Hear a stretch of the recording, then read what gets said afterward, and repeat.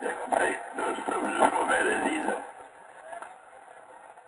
اللہ نے اس امت کے اوپر بڑا فضل فرمایا ہوا ہے، وہ یہ کہ حضور صلی اللہ علیہ وسلم کے طریقے سے ہم جب بھی محنت کریں گے، اللہ رب العزت سے حضور صلی اللہ علیہ وسلم کے زمانے میں پورے دین کو زندہ فرما دیا۔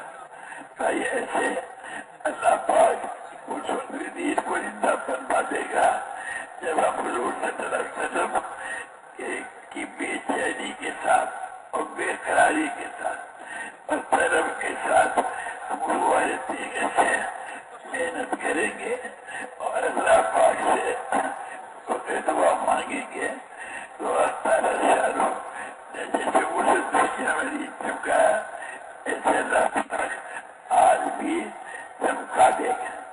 دیکھو میرے عزیزوں، پہلے جو نبی آتے تھے کسی قوم، کسی بستی، کسی شہر، کسی کے ملک کے لیے آتے تھے، ان کی محنت کا فیصلہ ہوتا تھا، ان کے دائرہ محنت والا تھا، مگر ہمارے حضور صلی اللہ علیہ وسلم کو اللہ نے بھیجا قیامت تک کے زمانے کے لیے اور سارے عالم کے انسانوں کے لیے۔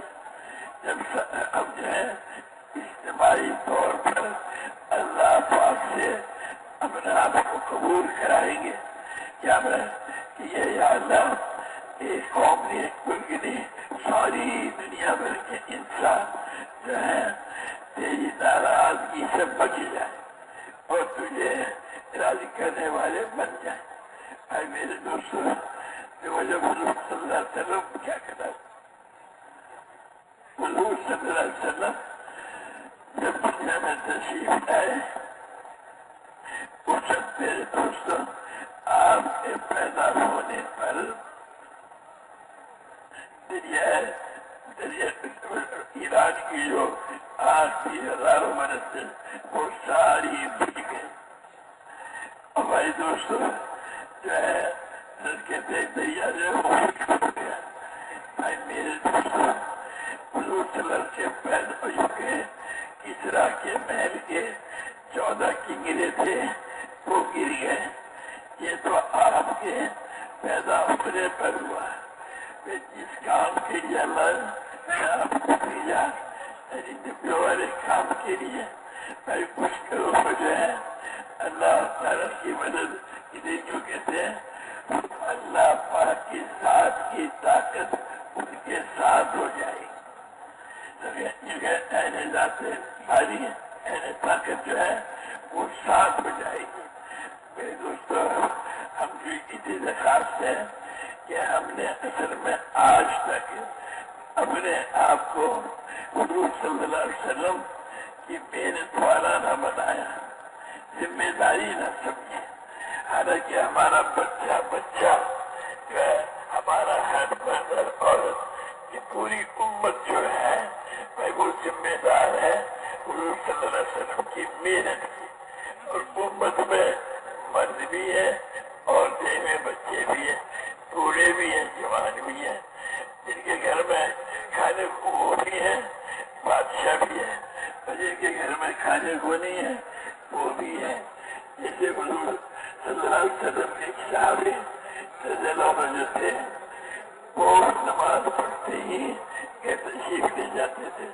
لوگوں نے کہا یا رسول اللہ جی چلے جاتے ہیں، آپ نے صحابی سے پوچھو، تو انہوں نے کہا کہ یہ جو ہے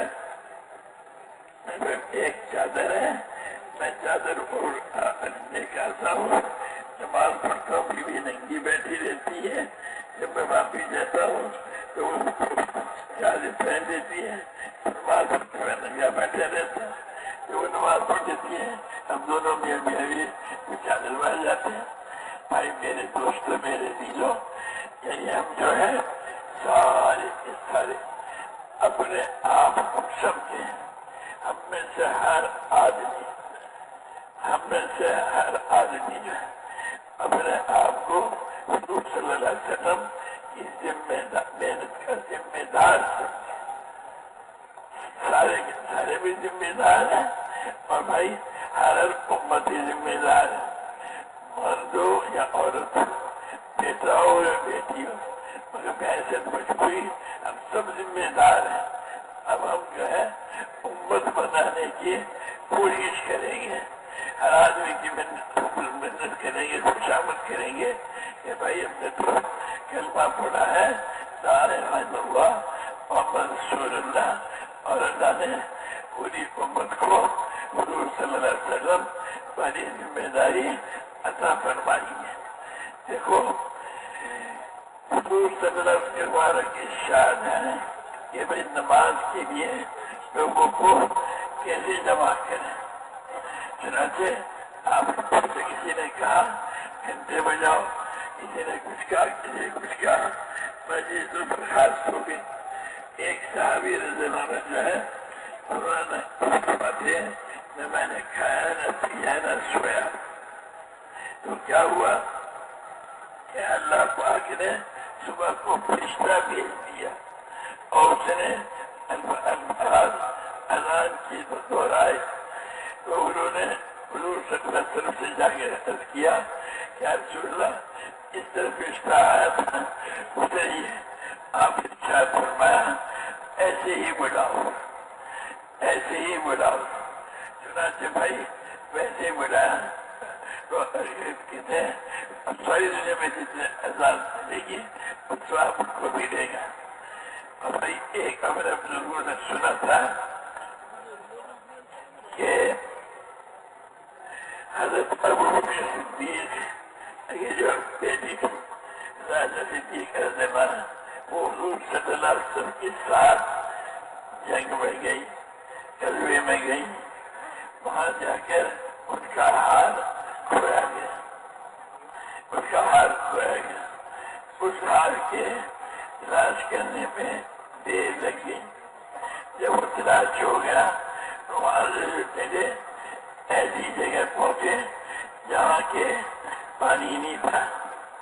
جب صبح کا وقت ہوا تو پانی نہیں تھا، تو جب اوپر پانی نہیں تھا تو وضو نہیں تھا، جب وضو نہیں تھا تو نماز نہیں تو عذاب آئے گا۔ تو سارے کے سارے فکر مند ہو گئے سوائے ایک بچہ بٹھاؤ بیٹا۔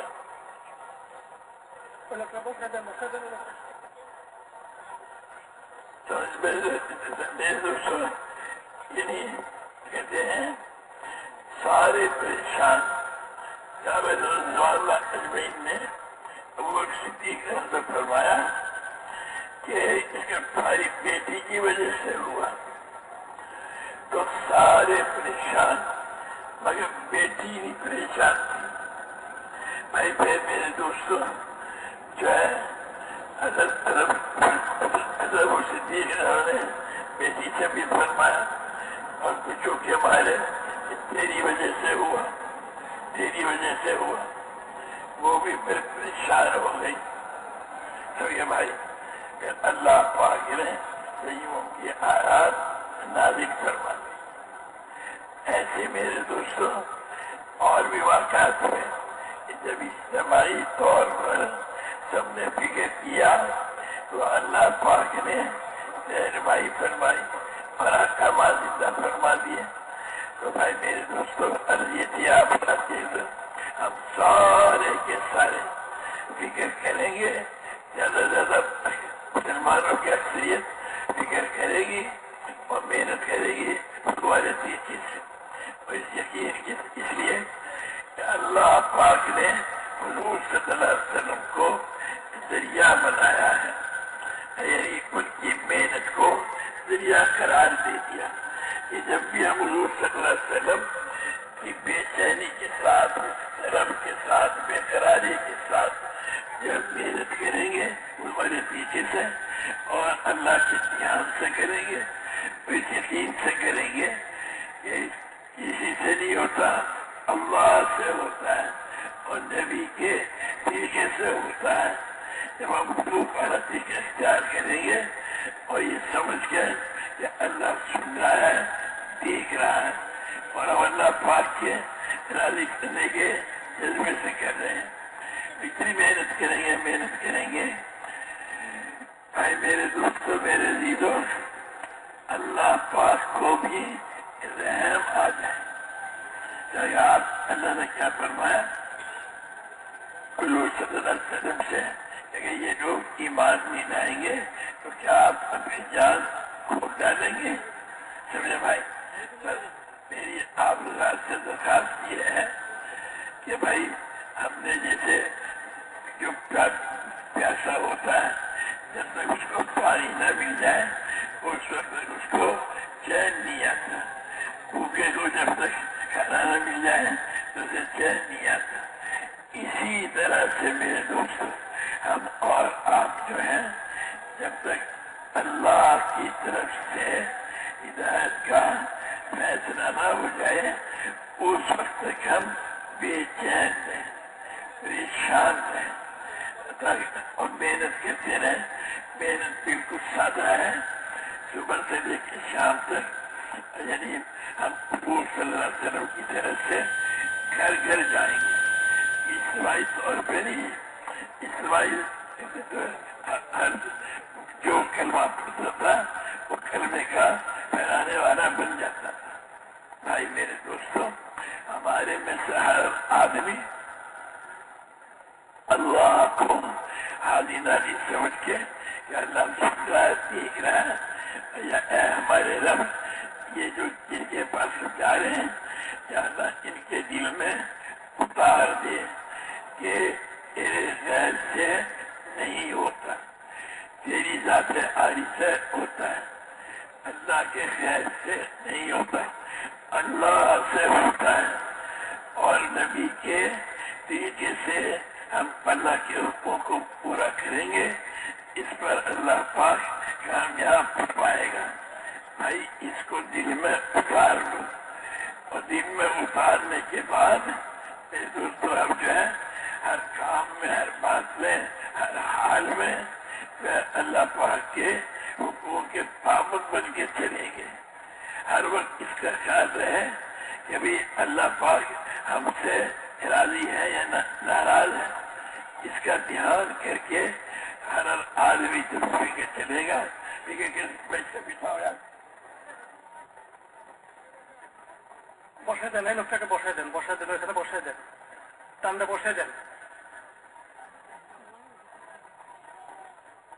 میرے بھائی اور دوستوں، ہم سارے کے سارے جتنے ہیں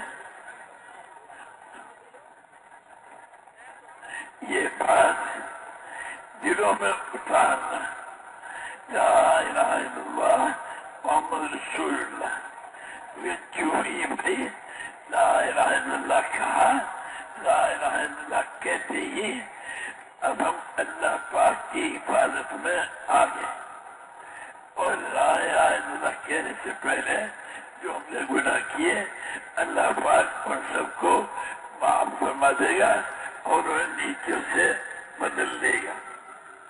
چھوٹے بھائی نیکیوں سے بدلے گا۔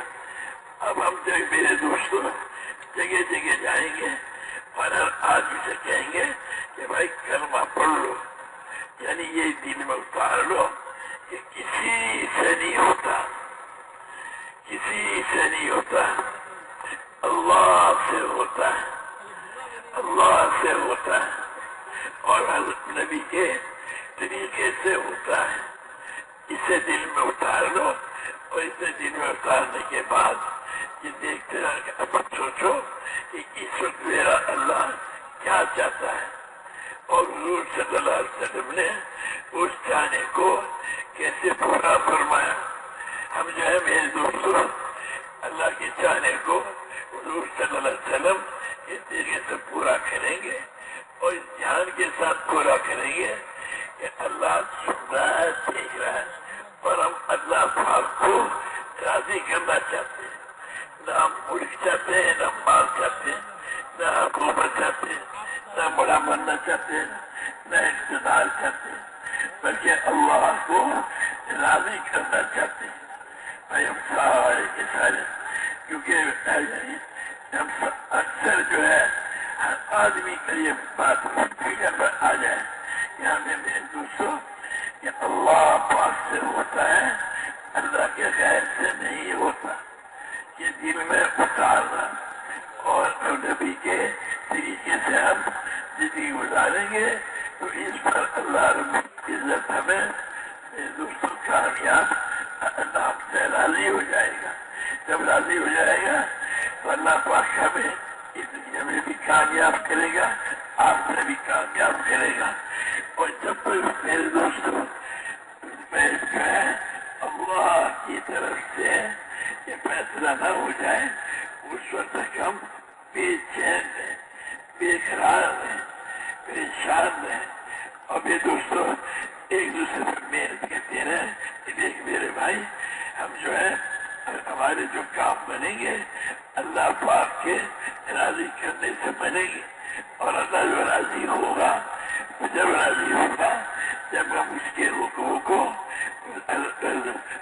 نبی کے طریقے سے پورا کریں گے، جب راضی ہوگا اس کو بار بار کہو، بار بار کہو، حتیٰ کہ دل میں یہ بات اتر جائے اور ہم بے چین ہو جائیں کہ کوئی بھی بات ہم اللہ پاک کے مرضی کے خلاف نہیں کریں گے۔ بھائی میرے عزیزو، یہ اللہ نے مہربانی فرمائی، کیوں کہتے ہیں جو بار بار اس کو کہے گا تو اللہ پاک اس کے دل میں اسے اتار دے گا، اسے اتارے گا، اور اسے دل میں اترے گا تو بھائی ہم نے اپنے بزرگ سنا کہ دل میں اترتے ہی اللہ پاک اس کو اتارے گا اور اس کی حفاظت کرے گا، اس کو صحت دے گا، اس کو اطمینان دے گا۔ اسے کلمہ پڑھا لا الہ الا اللہ، اب یہ محفوظ ہو گیا، اس کی یہ اللہ پاک کی حفاظت میں آ گیا۔ سمجھے بھائی؟ تو بھائی میرے دوستوں، یعنی کہتے ہیں پورا شخص حضور صلی اللہ علیہ وسلم کی خدمت میں آیا، یا رسول اللہ ایک جو آدمی جائز ناجائز کام کرتا ہے اور بدکاریاں بدعہدیاں کرتا ہے اور اتنے گناہ کرتا ہے، اتنے گناہ کرتا ہے کہ اگر سب پہ تقسیم کر دی جائے تو سب ہلاک ہو جائے، تو ایسے شخص کی توبہ قبول ہو سکتی ہے۔ تو حضور صلی اللہ علیہ وسلم ارشاد فرمایا، جس کے حکم ہے کہ کیا تم مسلمان ہو؟ اشہد ان لا الہ الا اللہ وحدہ لا شریک لہ اشہد ان محمدا عبدہ ورسولہ۔ تو آپ صلی اللہ علیہ وسلم فرمایا، جس کے حکم ہے کہ جب تک تم یہ کلمہ کہتے رہو گے تو اللہ پاک تمہارے سب گناہ معاف فرما دے گا اور کے بدلے میں نیکیاں عطا فرمائے گا۔ اس بوڑھے شخص نے کہا کہ میری بدکاریاں بدعہدیاں معاف، آپ نے ارشاد فرمایا معاف، میں نے کہا اللہ اکبر۔ بھائی میرے دوستوں، میرے عزیزوں، جتنا جتنا اس کلمے کو کہیں گے وہ اور دل میں اتاریں گے۔ ایک ہے زبان سے کہنا، زبان سے کہنا بھی نفع سے خالی نہیں ہے۔ زبان سے کہیں گے پہلے سب گناہ معاف، اب میرے دوستوں بار بار بار اتنا کہو، اتنا کہو، اتنا کہو کہ دل میں اتر جائے۔ اور دل میں اترنے کی نشانی کیا ہے بھائی؟ اب اللہ نے اللہ ہمیں جو حکم دے ان حکم کو پورا کرنے میں ہمیں خوشی بھی محسوس ہو اور مزہ بھی محسوس ہو، لذت بھی محسوس ہو۔ اور اللہ نے جس سے منع کر دیا ہم اس سے منع ہو رہی، ہم اس سے ہمیں سخت نفرت ہو جائے، اس کی طرف ہماری طبیعت یہ نہ چلے۔ پھل ہے، مٹھائی ہے اور چیزیں کھانے کی طبیعت چلتی ہے، خون ہے، پیپ ہے تو وہ چلتی نہیں۔ تو بھائی میرے دوستوں، جب ہم بار بار بار بار کہیں گے لا الہ الا اللہ محمد رسول اللہ، لا الہ الا اللہ، لا الہ الا اللہ کہیں گے، جتنی دفعہ کہیں گے اتنی اللہ پاک کے ہاں جس کے ساتھ ہمارا تعلق بڑھتا جائے گا۔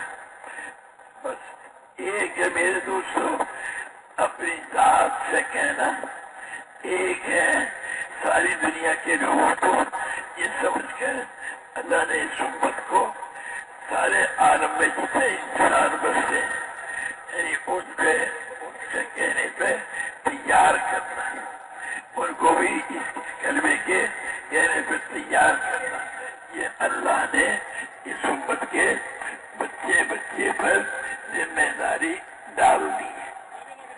सुनिए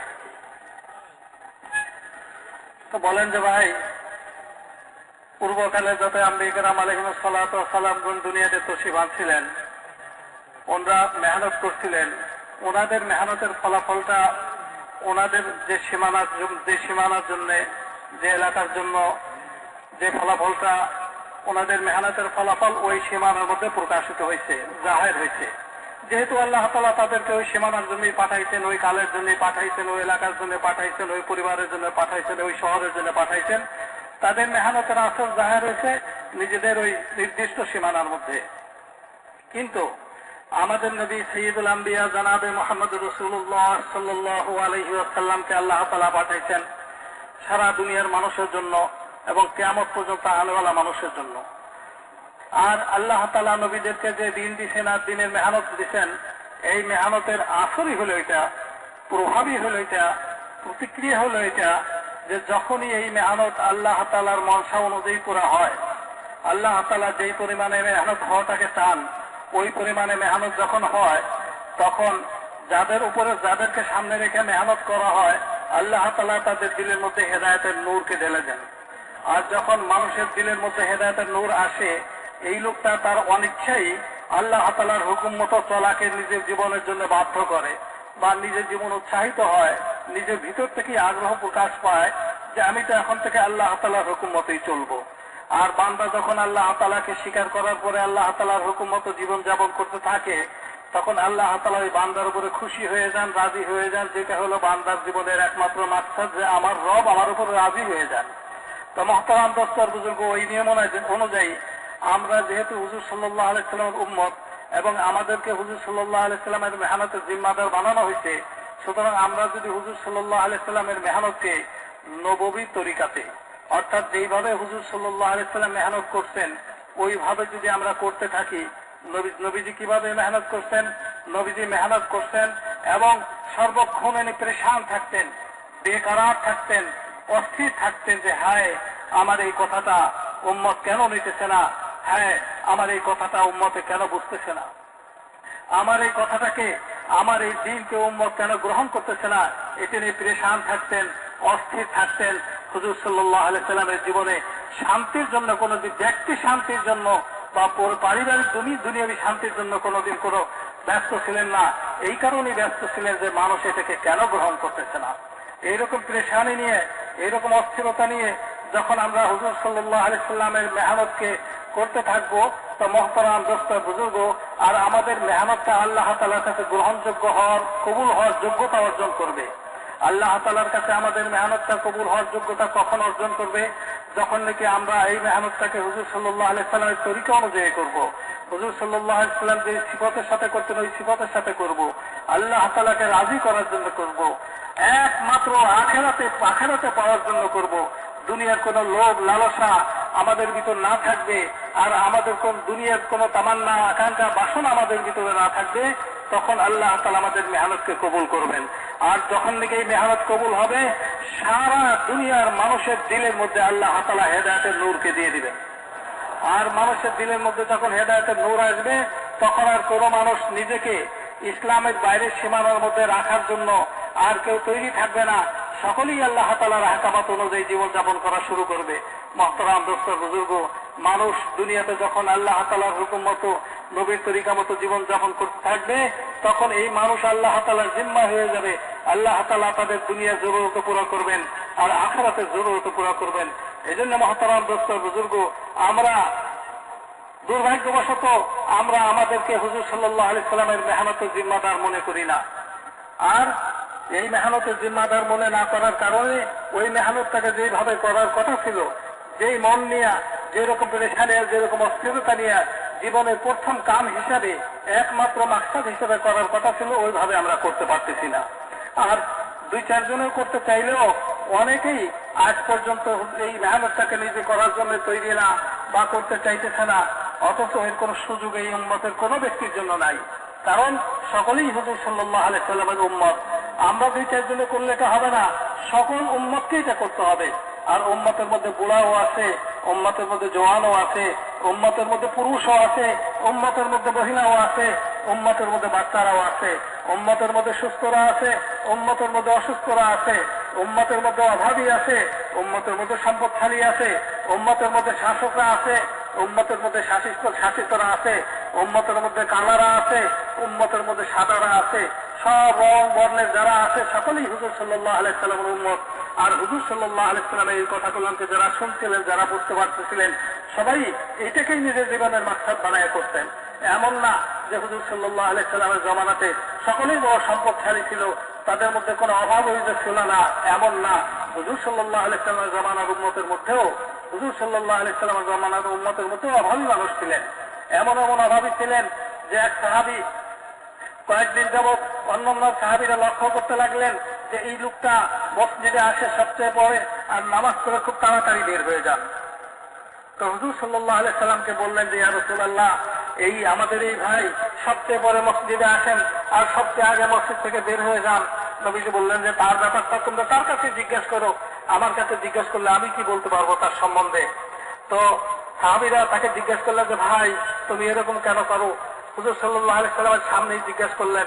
তো ওই সাহাবী হুজুর সাল্লাল্লাহু আলাইহি সাল্লামকে লক্ষ্য করে উত্তরটা দিলেন, বললেন যে ইয়া রাসূলুল্লাহ, আমরা স্বামী স্ত্রী দুইজন মানুষ, অথচ আমাদের পরনের কাপড় মাত্র একটা। যখন আযান হয়ে যায়, যেহেতু আমি পুরুষ, আমাকে তো জামাতের সাথে নামাজ পড়তে হবে, আমি এই কাপড়টা মসজিদে চলে আসি। আমার স্ত্রী ঘরের মধ্যে উলঙ্গ বসে থাকে এবং তাকে নামাজও পড়তে হবে, তার নামাজ দেরি হয়ে যাবে আযানের পরে, এই জন্য আমি খুব তাড়াতাড়ি চলে যাই।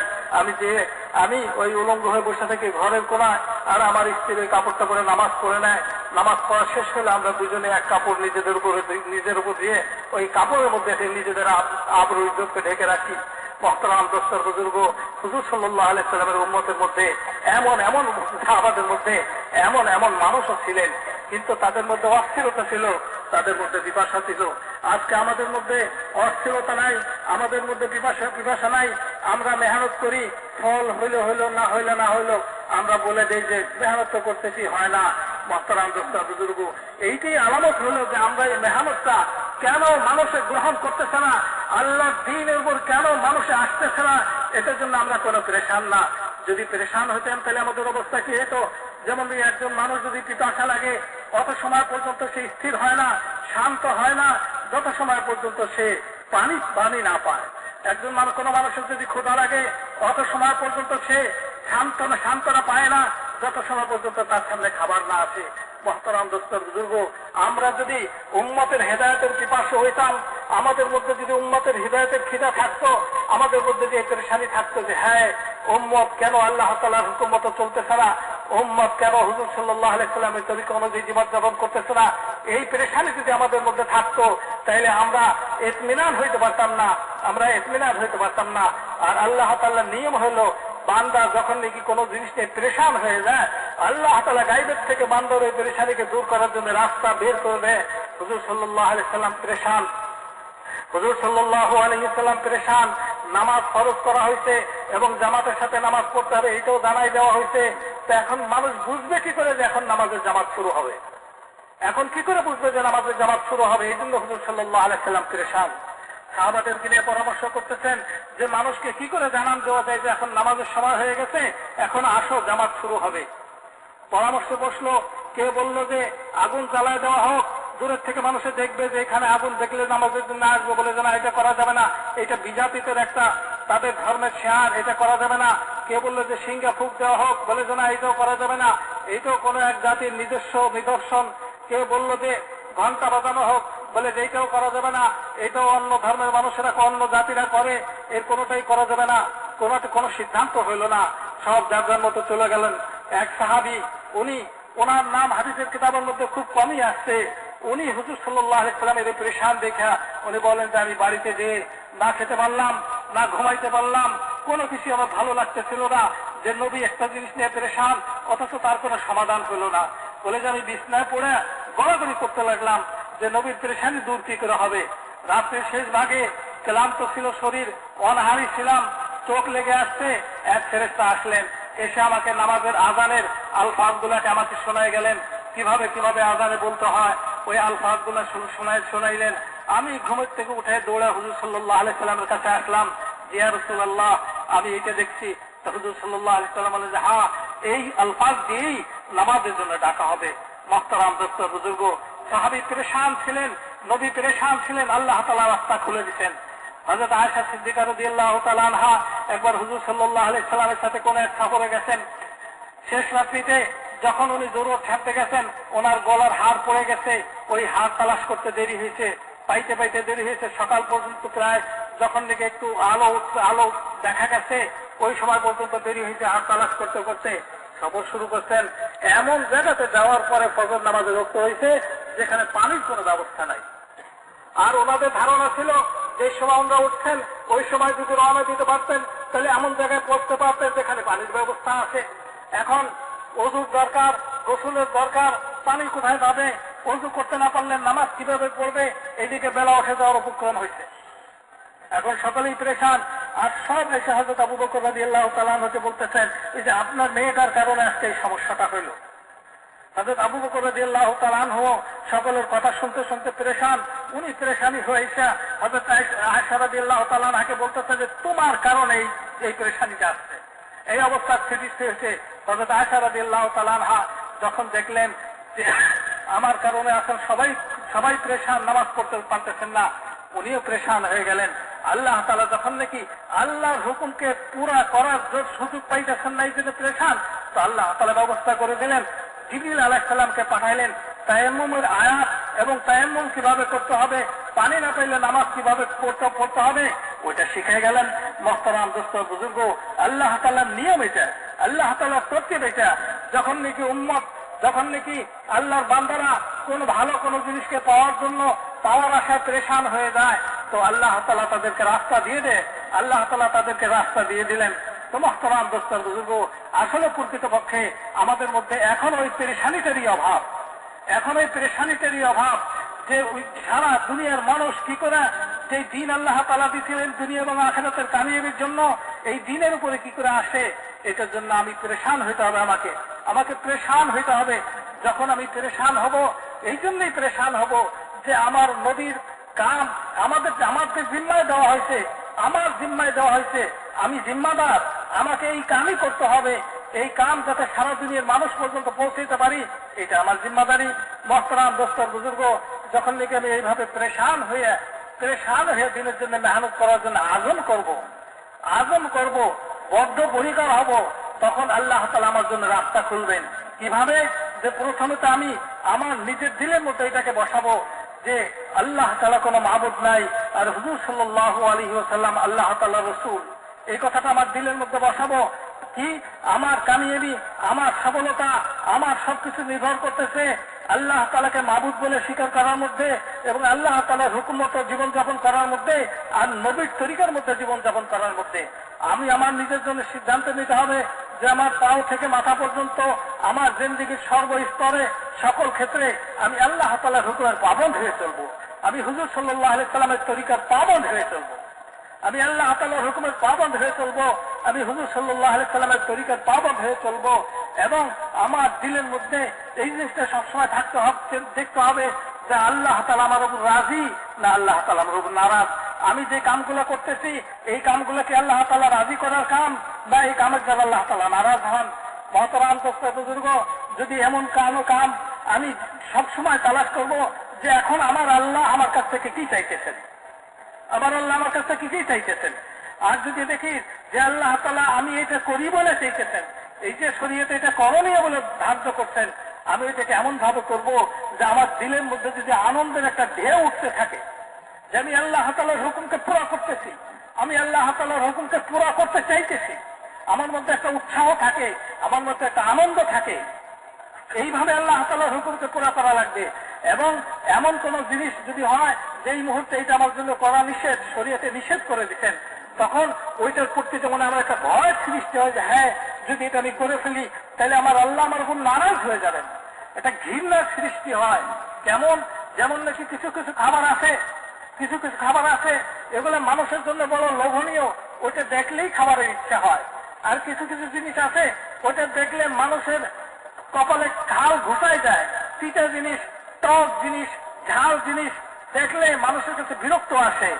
অনুরূপ ভাবে মামুরাত আর মানহিয়াতের ব্যাপারে যেমন আমার ভিতরে ওই অবস্থা তার সৃষ্টি হয় যে আল্লাহ তাআলা যেগুলো করতে বলছেন ওগুলোর সম্মুখীন হইলে আমার ভিতরে একটা আনন্দ উপলব্ধি করি, যার থেকে নিষেধ করছেন ওই অবস্থা আসলে আমার ভিতরের জন্য একটা ভয়, একটা ঘৃণার জন্য সৃষ্টি হয়। বুজুর্গ, এইভাবে নিজেকে করব, আর এইভাবে নিজেকে করার পরে আমি মানুষের কাছে যাইব, ব্যক্তিগতভাবে এক একজন মানুষের কাছে যাইব, যে বলবে যে ভাই তুমি পড়ো লা ইলাহা ইল্লাল্লাহ। যদি তুমি লা ইলাহা ইল্লাল্লাহকে পড়ো তো আল্লাহ তাআলা তোমার জীবনের সমস্ত গুনাহকে মাফ করে দিবেন। আর তোমার যত গুনাহ ছিল এই কালিমা পড়ার আগে ওই গুনাহকে আল্লাহ তাআলা নেকির দ্বারা বদল করে দিবেন। আল্লাহ তাআলা তোমার দিলের মধ্যে নূর পয়দা করে দিবেন। এক একজন মানুষকে যে কথাটা বলবো, আর বলবো যে যখন নাকি তুমি আর পড়লা যে লা ইলাহা ইল্লাল্লাহ, তখন আল্লাহ তাআলা তোমার সাথে হয়ে গেল, আল্লাহ তাআলা তোমার সাথে হয়ে যাবেন। তো মোহতারাম দোস্তর বুজুর্গ, এরপরে তাকে আমি বলবো এই কথাটা যে যখন নাকি তুমি লা ইলাহা ইল্লাল্লাহ পড়ছো, এখন তোমার জিম্মা হলো আরো মানুষকে এই কালিমার দিকে ডাকা। এই কালিমায় যে জিন্দেগি চায় ওই জিন্দেগির থেকে ডাকা। মোহতারাম দোস্তর বুজুর্গ, হুজুর সাল্লাল্লাহু আলাইহি সাল্লাম দুনিয়াতে আসার আগে যত নবী আসছেন, নবীরা তাদের মেহনত করছেন, মেহনত করলে আল্লাহ তাআলা ফায়সালা করছেন।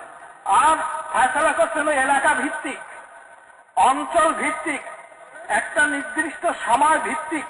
কিন্তু আমাদের নবী যেহেতু কোনো এলাকার মধ্যে সীমাবদ্ধ না, কোন অঞ্চলের মধ্যে সীমাবদ্ধ না, কোন সময়ের মধ্যে সীমাবদ্ধ না, তো মোহতারাম দোস্তর বুজুর্গ, আমরা যদি মেহনত করি তাইলে আল্লাহ তাআলা যেমনিভাবে হুজুর সাল্লাল্লাহু আলাইহি সাল্লামের জামানাতে, হুজুর সাল্লাল্লাহু আলাইহি সাল্লামের মেহনতের দ্বারা, সাহাবাদের জামানাতে সাহাবাদের মেহনতের দ্বারা সারা দুনিয়াতে হেদায়েতের বাতাস বহায় দিতেন, অনুরূপভাবে আল্লাহ তাআলা আমার মেহনতের দ্বারাও সারা দুনিয়াতে হেদায়েতের বাতাস বহায় দিবেন। এটা একই, কারণ আমাদের উপরে যে দিন আল্লাহ তাআলা পাঠাইছেন এই দিন সমস্ত মানুষের জন্য, সমস্ত মানুষের জন্য। তো মোহতারাম দোস্তর বুজুর্গ, এই জন্য আমাদেরকে এইভাবে মেহনত করতে হবে, আর সাথে সাথে নিজের যাচাইও করতে হবে। বলে যে যদি খালি কেউ যদি মুখে বলে লা ইলাহা ইল্লাল্লাহ, এইটা তো যথেষ্ট না, কিন্তু এইটাও ফায়দার থেকে খালি না, এইটার দ্বারাও লাভ হয়, এইটার দ্বারাও লাভ হয়। তো মোহতারাম দোস্তর বুজুর্গ, আমি আমার নিজেকে তৈরি করতে থাকবো, আমি আমার নিজেকে তৈরি করতে থাকবো। এক সাহাবী, এক বুড়া ব্যক্তি হুজুর সাল্লাল্লাহু আলাইহি সাল্লামের কাছে আসলেন, এসে বললেন যে ইয়া রাসূলুল্লাহ, একজন বুড়া অনেক বয়স হয়ে গেছে, কিন্তু যত খারাপ কাম, যত মন্দ কাম, যত গুনাহের কাম আছে সব সে করে, কোন খারাপ কাম, কোন মন্দ কাম, কোন গুনার কাম সে ছাড়ে না। তার জন্য কি তওবার কোন রাস্তা খোলা আছে, কোন সুযোগ আছে? তো হুজুর সাল্লাল্লাহু আলাইহি সাল্লাম বললেন যে তুমি কি মুসলমান? বলে ইয়া রাসূলুল্লাহ, আমি পড়ছি আশহাদু আল্লা ইলাহা ইল্লাল্লাহ ওয়া আশহাদু আন্না মুহাম্মাদান ওয়াহদাহু লা শারীকা লাহ ওয়া আশহাদু আন্না মুহাম্মাদান আবদুহু ওয়া রাসূলুহু। বললেন যে তুমি এটা পড়ো? বলে যে হ্যাঁ। হুজুর সাল্লাল্লাহু আলাইহি সাল্লাম বললেন যে আল্লাহ তাআলা তোমার জীবনের সমস্ত গুনাহকে মাফ করে দিয়েছেন এবং সমস্ত গুনাহ পরিমাণে নেকি আল্লাহ তাআলা তোমাকে দিয়ে দিয়েছেন। ওই সাহাবী বলতেছেন, ওই বুড়া লোকটা বলতেছে যে ইয়া রাসূলুল্লাহ, আল্লাহ তাআলা আমার সমস্ত গুনাহ মাফ করে দিয়েছেন। বলে যে হ্যাঁ, তোমার সমস্ত গুনাহকে আল্লাহ মাফ করে দিয়েছেন। ওই বুড়া বলেন যে আল্লাহু আকবার, আল্লাহ তাআলা আমার সমস্ত গুনাহকে মাফ করে দিয়েছেন। তো মোহতারাম দোস্তর বুজুর্গ, এই কালিমার মধ্যে এই শক্তি আছে, এই কালিমার মধ্যে এই নূর আছে, এই দাহন শক্তি আছে, গুনাহকে জ্বালায় ছারখার করে দেয়। এই জন্য মোহতারাম দোস্তর বুজুর্গ, আমি কি করব? এই কালিমাকে খুব করে পড়তে থাকবো, আমার অন্তরে বসানোর জন্য বারংবার বারংবার বারংবার পড়তে থাকবো, হাজার হাজার বার পড়তে থাকবো, নিজের ভিতরে হেদায়েতের নূরকে আনার জন্য। তো মোহতারাম দোস্তর বুজুর্গ, আর কি করব? আমি আমার নিজেকে বুঝাবো এবং সমস্ত মানুষের কাছে এই কথাটাই বলবো, দেখো আমরা যত সমস্যার মধ্যে আমরা ডুবে আছি, এর কোন সমস্যা কোন মাখলুকের সমাধান করার মতো কোনো ক্ষমতা নাই। সমস্যা আল্লাহ তাআলা দিবেন, সমাধানের ক্ষমতা রাখেন একমাত্র আল্লাহ তাআলা। আল্লাহ তাআলা সমাধান করবেন তখন যখন আল্লাহ আমার উপরে রাজি হবেন। আর আল্লাহ রাজি হবেন কিসের দ্বারা? আল্লাহ আমার উপরে রাজি হবেন, আল্লাহ তাআলা আমাদের উপর রাজি হবেন। আমরা যদি আল্লাহ তাআলাকে আমাদের রব বলে স্বীকার করি এবং আল্লাহ তাআলার আহকামাত গুলোকে হুজুর সাল্লাল্লাহু আলাইহি ওয়াসাল্লামের তরিকার পাবন্দী হয়ে আমি যদি আদায় করতে থাকি, তাহলে আমার আল্লাহ আমার উপরে খুশি হবেন। আল্লাহ যদি আমার খুশি হন তো মুহতারাম দোস্ত বুজুর্গ, আল্লাহ তাআলা আমার দুনিয়ার সমস্ত সমস্যার সমাধান করে দিবেন, আল্লাহ তাআলা আমার আখিরাতের সমস্ত সমস্যার সমাধান করে দিবেন। মুহতারাম দোস্ত বুজুর্গ, কেউ যদি পড়ে লা ইলাহা ইল্লাল্লাহ বলেন যে আরে তার পড়াটা যদি আল্লাহ তাআলার কাছে কবুল হয়ে যায় তো আল্লাহ তাআলা তার গুনাহকে মাফ করে দেন, আল্লাহ তাআলা তার দিলের ভিতরে ইতমিনান দিয়ে দেন, আল্লাহ তাআলা তার সাথে হয়ে যান, আল্লাহ তাআলার সাথে হয়ে যান। এই জন্য কোন মানুষ যদি পড়লো লা ইলাহা ইল্লাল্লাহ, আমি তাকে নিশ্চিত বলতে পারি, সে যদি অন্তর দিয়ে পড়ে থাকে, আমি নিশ্চিত ভাবে নিশ্চয়তা দিয়ে তাকে আমি বলতে পারি যে আল্লাহ তাআলা তোমার গুনাহ মাফ করে দিয়েছেন এবং আল্লাহ তাআলা তোমার সাথে হয়ে গেছেন। মুহতারাম দোস্ত বুজুর্গ, এই কালিমা হলো আল্লাহ তাআলাকে সাথে নেওয়ার কালিমা, আল্লাহ তাআলাকে সাথে নেওয়ার কালিমা। তো মুহতারাম দোস্ত বুজুর্গ, আমরা অতদিন পর্যন্ত ইতমিনান হব না, অতদিন পর্যন্ত আমরা নিজেকে ক্ষান্ত করব না, অতদিন পর্যন্ত আমরা শান্ত হব না, যতদিন পর্যন্ত আল্লাহর এই কালিমাকে, আল্লাহর এই দ্বীনকে দুনিয়ার শেষ প্রান্তের মানুষটা পর্যন্ত আমরা পৌঁছাইতে না পারবো। মুহতারাম দোস্ত বুজুর্গ, এটা কোনো মুশকিল না, এটা কোনো মুশকিল না। যদি আমি সারা দুনিয়াকে সামনে নিয়ে, সারা দুনিয়ার মানুষ কি করে আল্লাহর হুকুম মতো নবীর তরিকা অনুযায়ী চলে, শুধুমাত্র এই জিনিস, আমরা দুনিয়াবাসীর থেকে আর কোনো কিছু চাই না, তাদের কাছ থেকে টাকা চাই না, তাদের কাছ থেকে পয়সা চাই না, তাদের স্বর্ণের আমাদের কোনো দরকার নাই, তাদের রৌপ্যের আমাদের কোনো দরকার নাই, তাদের রাজত্বের আমাদের কোনো দরকার নাই, আমরা কোনো পোস্টের লোভী না, আমরা কোনো পজিশনের জন্য লালায়িত না। আমাদের দিলের মধ্যে যদি শুধুমাত্র এই জিনিসটা থাকে যে একমাত্র আল্লাহর দ্বীন সারা দুনিয়াতে জিন্দা হয়ে যায়, আল্লাহর সমস্ত বান্দারা আল্লাহ তাআলাকে নিজের মাবুদ বলে স্বীকার করে হুজুর সাল্লাল্লাহু আলাইহি সাল্লামের তরিকা অনুযায়ী আল্লাহ তাআলার আহকামগুলোকে পুরো করে জীবন যাপন করতে থাকে, জীবনের সর্বক্ষেত্রে যেখানে আছে সে নবীর তরিকা অনুযায়ী চলবে, যেখানে আছে সে আল্লাহ তাআলার হুকুমকে বাস্তবায়ন করতে করতে চলবে। আমাদের দিলের মধ্যে যদি এটা থাকে, কারো প্রতি আমাদের কোনো হিংসা না থাকে, কারো প্রতি আমাদের কোনো আক্রোশ না থাকে, কারো মালের প্রতি আমাদের কোনো লোভ না থাকে, তো মুহতারাম দোস্ত বুজুর্গ, নিশ্চয়ই আল্লাহ তাআলা আমাদের মেহনতকে কবুল করবেন। মেহনতকে কবুল করে দুনিয়ার সমস্ত মানুষের দিলের মধ্যে আল্লাহ তাআলা হেদায়েতের নূরকে ভরে দিবেন। তো আর কি হবে? আল্লাহ তাআলা হেদায়েতের নূরকে ভরে দিয়ে মানুষের দিলকে আল্লাহ তাআলার আহকামাতের দিকে আল্লাহ তাআলা রুজু করে দিবেন। এটা করবেন আল্লাহ তাআলা কখন করবেন? যখন এটা আমরা নিঃস্বার্থভাবে লাগাতার বিরামহীন পরেশান হয়ে অস্থির হয়ে উম্মতের হেদায়েতের জন্য লালায়িত হয়ে যখন আমরা মেহনত করতে থাকবো, আল্লাহ তাআলা এটা করে দিবেন। আল্লাহ তাআলার পক্ষে এটা সম্ভব করবেন আল্লাহ তাআলাই। আল্লাহ তাআলা দেখতে চান আমাদের মেহনতটা, এই জন্য এই মেহনতকে আমরা করার জন্য রাজি হয়েছিলাম ইনশাআল্লাহ।